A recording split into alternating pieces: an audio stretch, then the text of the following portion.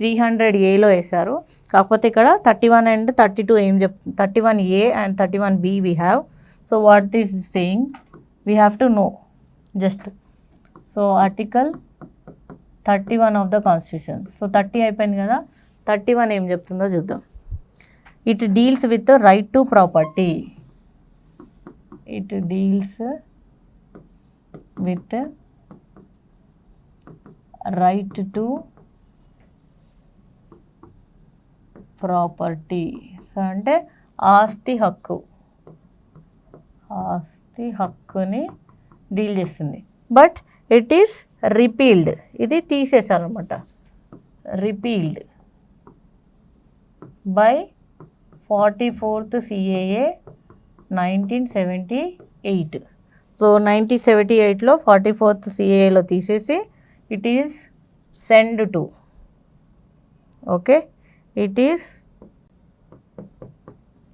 statutory or legal right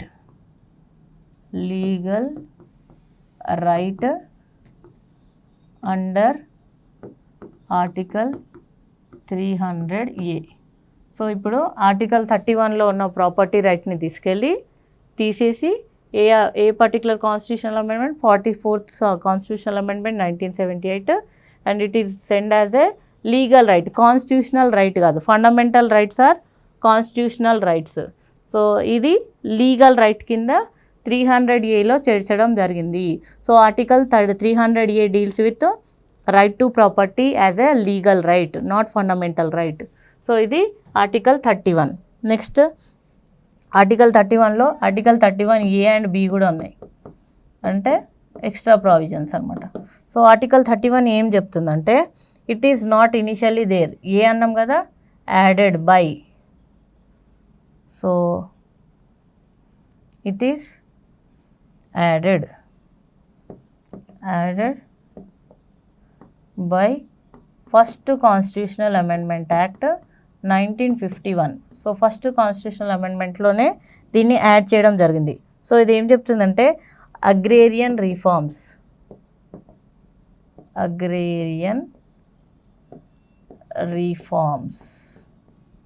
అంటే వ్యవసాయానికి సంబంధించిన రీఫార్మ్స్ అన్నమాట, వ్యవసాయం. సో వ్యవసాయంలో మోడర్నైజేషన్ అనమాట. సో అగ్రేరియన్ రిఫార్మ్స్ అనేది చేయమని చెప్తుంది. ఇంకేం చెప్తుందంటే, abolition of zamindari jagirdari, abolition of zamindari and jagirdari system. So ఇది abolition of zamindari and jagirdari and maintain the reforms in agriculture అని చెప్తుంది. సో అగ్రికల్చర్లో ఓల్డెన్ ప్రాక్టీసెస్ కాకుండా అగ్రికల్చర్ రీఫార్మ్స్ అనేది తీసుకురావాలంటే, టెనెంట్ ల్యాండ్స్ ఉండేటి కదా, అంటే అందరూ అంటే ఎక్కువ హోల్డ్ చేసేవాళ్ళు ఈ జమీందార్స్ జాగీర్దార్స్ వీళ్ళు, అట్లా కాకుండా దున్నేవాడిదే భూమి అని చెప్పేసి, సో మిగతా వాళ్ళకు కూడా హక్కులు కల్పించండి, సో అందరికీ అని చెప్పేసి, అండ్ అగ్రికల్చర్లో రీఫార్మ్స్ తీసుకురామని చెప్పేసి ఆర్టికల్ 31A చెప్తుంది. It is added by constitutional amendment act, first constitutional amendment act. Next 31B కూడా ఉంది మనకి. So what 31B is dealing with is, it is also added. So it is also not there, right, it is also added by first constitutional amendment act 1951 ద్వారా add చేయడం జరిగింది. So ఏం చెప్తుందంటే, it is added to 9th schedule. So 9th schedule of the constitution. So 9th schedule ఏం చేస్తుంది, compulsory acquisition of public property for private purpose, చాలా important. So compulsory acquisition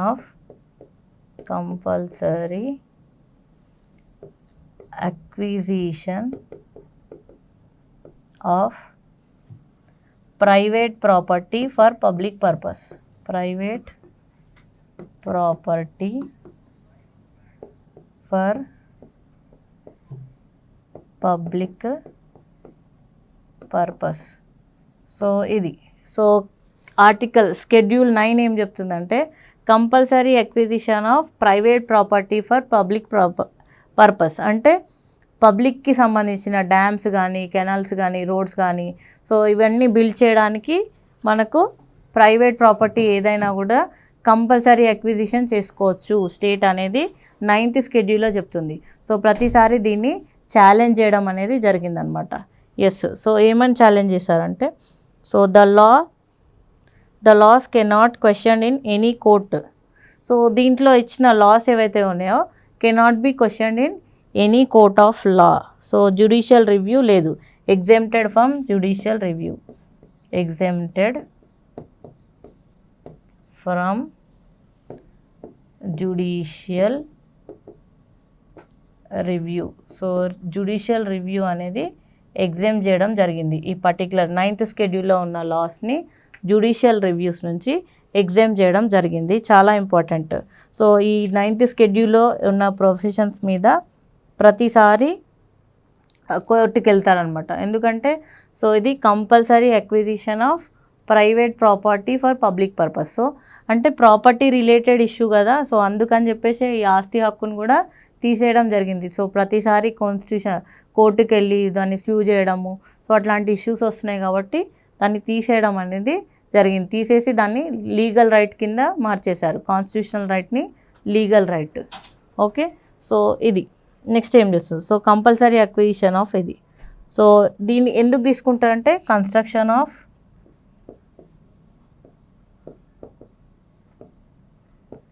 dams, so dams కట్టడానికి, canals, construction of dams, canals, roads, industries,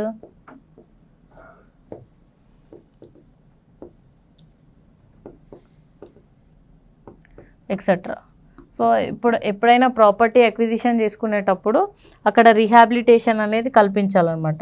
అంటే వాళ్ళకి పునరావాసం, so పునరావాసం కల్పించాలి, ఇంకా వాళ్ళకి పర్టికులర్ కంపన్సేషన్ అనేది కల్పించాలి. సో ఇట్లాంటి ఇష్యూస్ అన్నీ వస్తున్నాయి అని చెప్పేసి ఈ 9th షెడ్యూల్లో ఉన్న ఏవైతే లాస్ ఉన్నాయో వాటిని జ్యుడిషియల్ రివ్యూ నుంచి ఎగ్జామ్ చేశారు.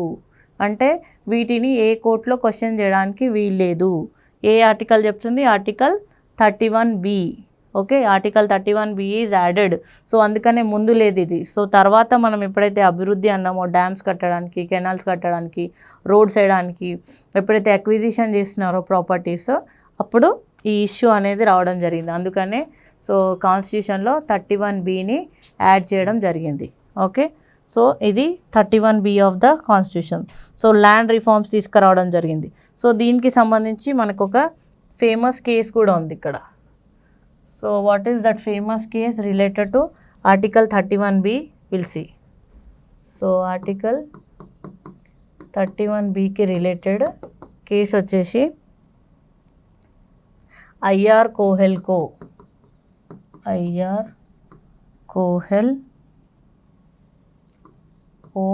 Versus state of Tamil Nadu.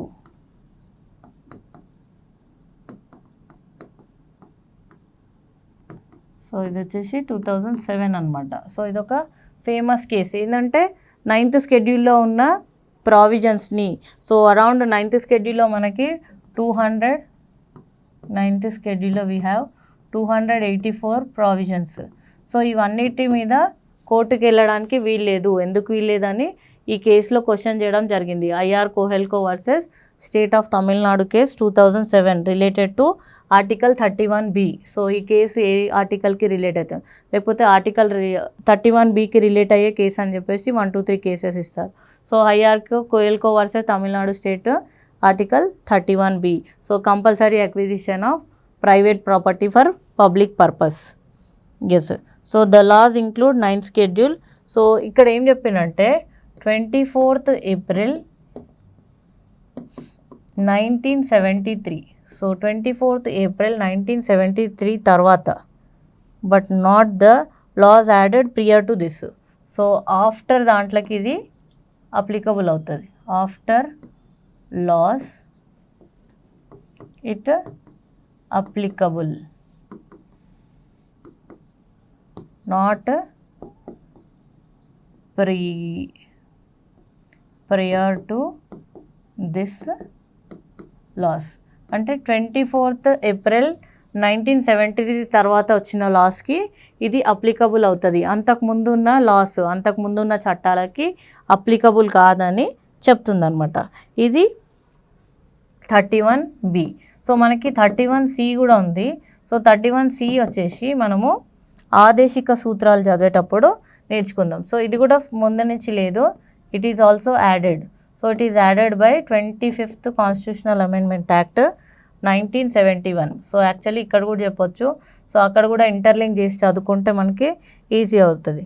So DPSPs ఆదేశిక సూత్రాల్లో మనకి ఆర్టికల్ 39B అండ్ C ఉంటాయి. సో అక్కడ ఇంటర్లింక్ చేస్తూ చదువుకుందాం మనం. ఇది ఆదేశిక సూత్రాలు.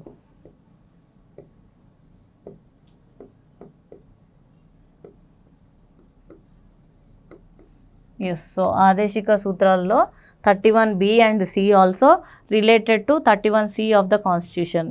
So 39ABC and 31C are all related to one topic, అందుకనే మనము అక్కడే డిస్కస్ చేద్దాం. So it is added 25th constitutional amendment act 1971. So this is article 31. So ఇది రైట్ టు ప్రాపర్టీ కింద. నెక్స్ట్ ఆర్టికల్ 32 ఉంది. Yes, so article 32 is constitutional remedy. So right to constitutional remedy is a fundamental right. So దీని కింద writs జారీ చేసే అధికారం ఉంటుంది. Yes, writs. So writs అనేవి జారీ చేస్తారు. So right to constitutional remedy లేకపోతే మిగతా కాన్స్టిట్యూషనల్ రైట్స్ అన్నీ వేస్ట్ అనమాట. సో మిగతా ఫండమెంటల్ రైట్స్ అన్నీ వేస్ట్. సో ఏం చెప్తుందో చూద్దాం. So right to constitutional remedy, right to constitutional remedies. So right to constitutional remedies article 32. So article 32 ఏం చెప్తుందో చూద్దాం.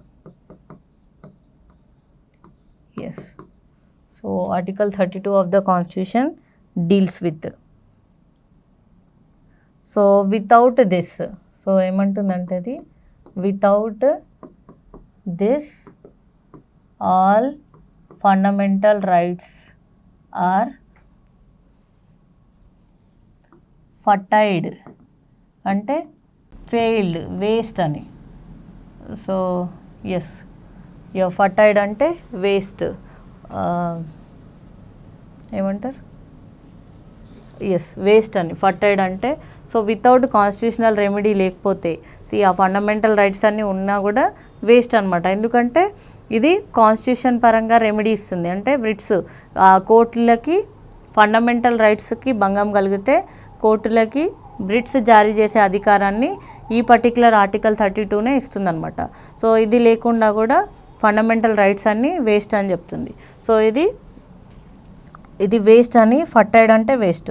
So this is called as heart and soul of constitution, heart and soul of fundamental rights. So constitutional remedy is a heart and soul of fundamental rights set by Ambedkar. Yes, Ambedkar garu ఏమన్నారంటే, so right to constitutional remedy అనేది heart and soul of the fundamental rights. So if any fundamental right is violated, we have remedies, available remedies. So if any fundamental rights violated, ఏ యొక్క fundamental రైట్కి భంగం కలిగిన, we have remedies available. So remedies అనేవి మనకి available ఉన్నాయన్నమాట. So మనము a fundamental రైట్కి భంగం కలిగినా కూడా కోర్టుకు వెళ్ళే అధికారం అనేది మనకు ఉంటుంది. సో ఈ కాన్స్టిట్యూషనల్ రెమెడీ ఇది. So remedies available as the form of writs, in the form of writs. So writs అనేది ఫామ్లో రెమెడీస్ అవైలబుల్ ఉంటాయి అన్నమాట. సో మన ఫండమెంటల్ రైట్స్కి భంగం కలిగిందని మనం కోర్టుకి వెళ్తే కోర్టు అనేది రిట్స్ అనేది జారీ చేయడం జరుగుతుంది. సో ఆ రిట్స్ ఏంటో మనం ఇప్పుడు చూద్దాం. సో ఇవి రిట్స్ సుప్రీం కోర్ట్ అయితే supreme court under article 32. So supreme court అయితే అండర్ ఆర్టికల్ 32 ద్వారా రిట్స్ జారీ చేస్తుంది. సో హైకోర్ట్స్ అయితే హైకోర్ట్స్ అండర్ ఆర్టికల్ 226 చాలా important articles. So supreme court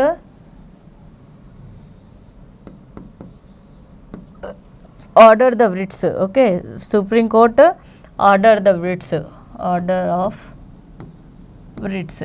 so writs అని అంటారు తెలుగులో కూడా. సో సుప్రీం కోర్ట్స్ అయితే ఆర్టికల్ 32 ద్వారా అండ్ హైకోర్ట్స్ అయితే ఆర్టికల్ 226 చాలా ఇంపార్టెంట్. ఏ ఆర్టికల్ ద్వారా రిట్స్ని సుప్రీంకోర్టు జారీ చేస్తుందంటే article 32 and high courts by article 226. So ఈ పర్టికులర్ రిట్స్, సో మనకి 5 types ఆఫ్ రిట్స్ ఉన్నాయి. అవేంటో చూద్దాం.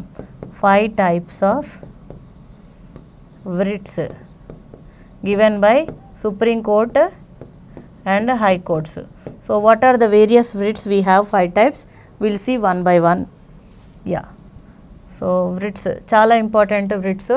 So right to constitutional remedy article 32 ద్వారా సుప్రీంకోర్టు అనేది మనకి రిట్స్ జారీ చేస్తుంది. సో ఫస్ట్ రిట్ వచ్చి writ of habeas corpus. Writ of habeas corpus. So corpus అంటే ఇక్కడ బాడీ అని అర్థం అండి.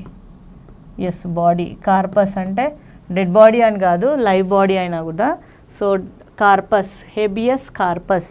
సో హెబియస్ కార్పస్ అంటే మీనింగ్ ఏంటంటే present the body,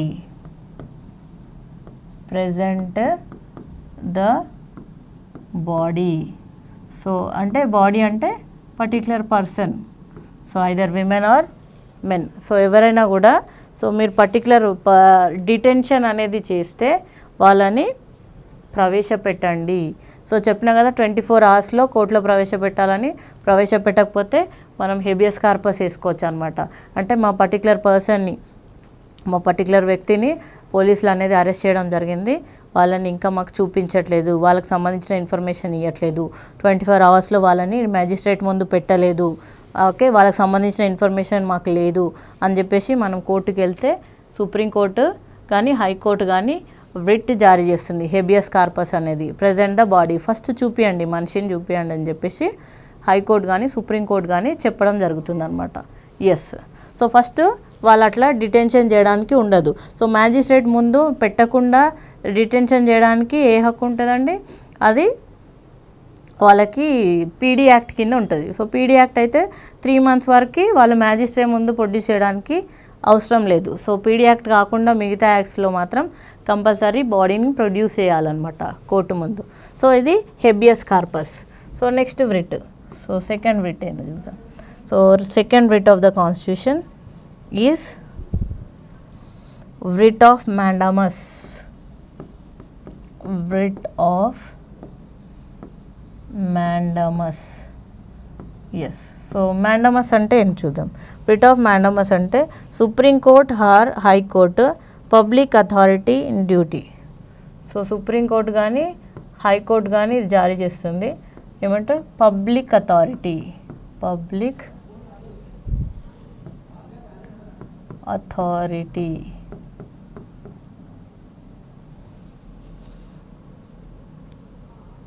to duty. అంటే మీరు ఏ పర్టిక్యులర్ దాని మీద, అంటే ఏ పర్టిక్యులర్ ఇది మీద అరెస్ట్ చేశారు అనేది ఇక్కడ చెప్పాలన్నమాట. సో రిట్ ఆఫ్ మ్యాండమస్ జారీ చేస్తే ఏ డ్యూటీ చేస్తున్నారు, మీరు ఏ పర్టిక్యులర్ దాని మీద, ఈ పర్టిక్యులర్ పర్సన్ని మీకే హక్కు ఉంది దాని మీద వీళ్ళని అరెస్ట్ చేశారని చెప్తుంది.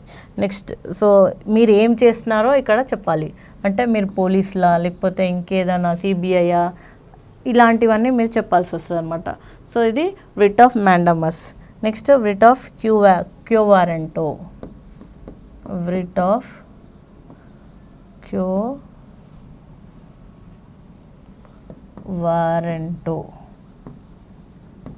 So writ of quo warranto అంటే what is your authority, what is your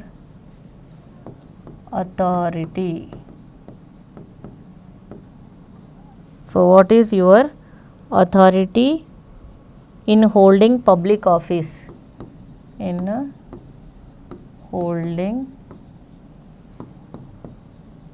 public office. So మీకే అథారిటీ ఉంది, మీరే పర్టిక్యులర్ జాబ్ చేస్తున్నారు అనేది ఇక్కడ చెప్పాలి. writ of quo warranto ఎట్లా అరెస్ట్ చేశారు అంటే ఏ అథారిటీ తోటి అరెస్ట్ చేశారు, ఏ పర్టిక్యులర్ ఆఫీస్లో మీరు పనిచేస్తున్నారు అనేది ఇక్కడ చెప్పాలన్నమాట. So against the rule of application. So ఇది quo వారెంటో.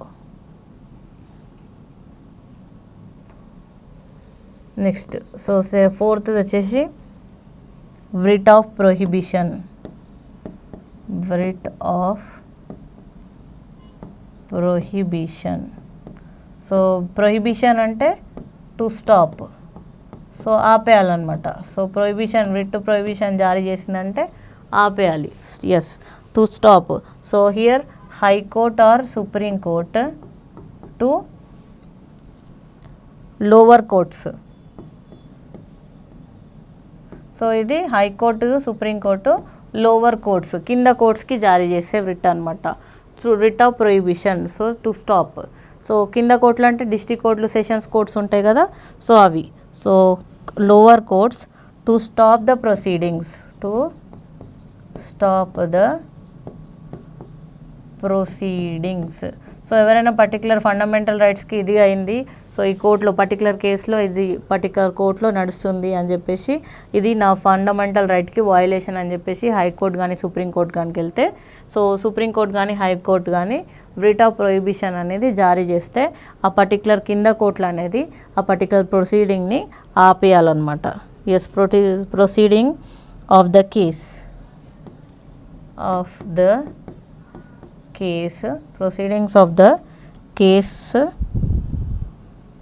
for want of jurisdiction, for want of jurisdiction. So jurisdiction అంటే చాలా ఇంపార్టెంట్, అధికార పరిధి, అధికార పరిధి. ఎస్, సో వీళ్ళు లోవర్ కోర్ట్స్ ఉంటాయి కదా, సో లోవర్ కోర్ట్స్ యొక్క అధికార పరిధిలో ఉన్న దాన్ని కూడా, ఈ ప్రొసీడింగ్స్ని కూడా ఆపే అధికారం ఎవరికి ఉంటుంది, సుప్రీంకోర్టు కానీ హైకోర్టు కానీ ఉంటుంది. హైకోర్టు చేసే లాస్ అనేవి ఓన్లీ స్టేట్ వరకే అప్లికబుల్ అవుతాయి. అదే సుప్రీంకోర్టు చేసే లాస్ అయితే మొత్తం ఇండియా లెవెల్లో, త్రూ అవుట్ ఇండియా లెవెల్లో అప్లికబుల్ అవుతాయి అనమాట. అదే డిస్ట్రిక్ట్ కోర్టులు, సెషన్ కోర్టులు అయితే ఆ పర్టికులర్ ఏరియా వరకే. సో హైకోర్టుకి కానీ సుప్రీంకోర్టు కానీ వీళ్ళ మీద అథారిటీ అనేది ఉంటుంది అనమాట. ఎస్, సో లాస్ట్ writ వచ్చేసి ఫిఫ్త్ వన్ వచ్చేసి writ of certiorari. writ of certiorari. certiorari. Yes, so writ of certiorari, this is also by Supreme Court or High Court. So supreme court కానీ high court కానీ జారీ చేస్తుంది.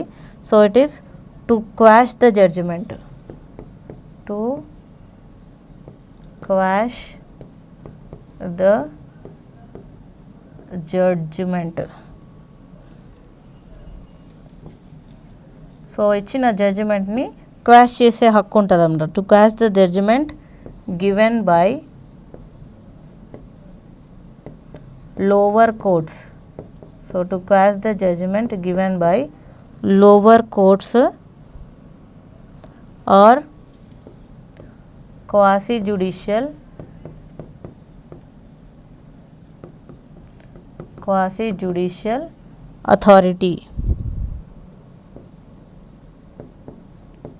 authority